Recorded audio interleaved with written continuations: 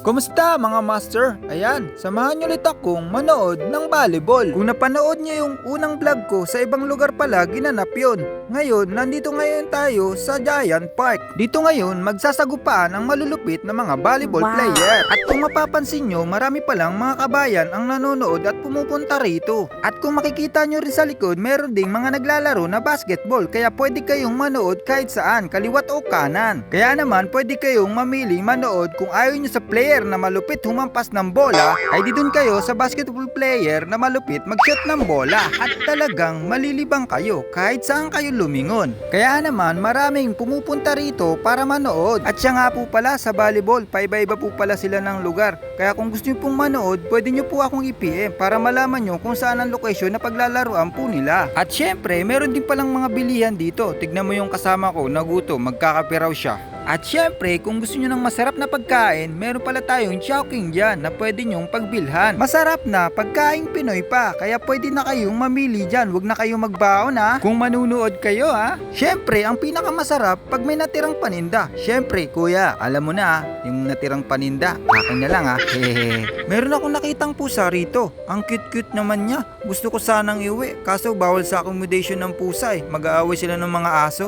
Magi-start na pala yung laro. Kailangan na natin pumitik kasi para matuwa naman sila. Sila lang kasi ang followers ko.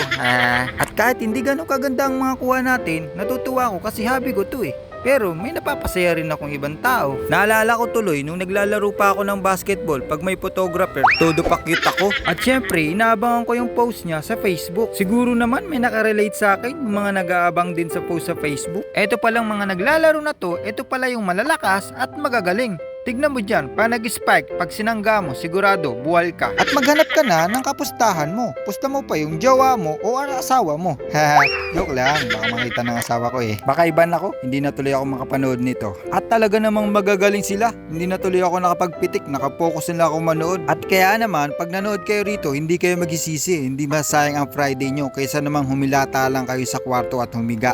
Ayun, salamat pala sa sponsor, lalong-lalo na kay Boss Marson. Salamat pala sa milk tea mo, masarap na, malamig pa. Thank you, maraming salamat sa'yo. Shout out sa'yo, thank you, mabuhay ka hanggang gusto mo.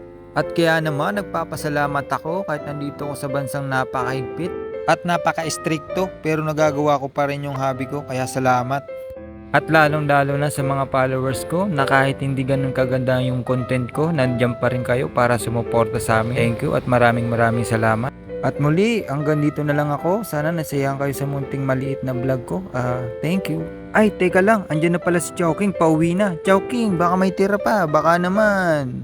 Akin na lang yan tira mo. Sayang naman niya. Baka mapanis yan kung iuwi mo pa eh. Ops, kay Boss Marson pala binigay. Sigurado, mayroon tayo dyan. Baka naman, Boss Marson. Shout out. Maraming salamat sa inyo. Sa panonood. Peace.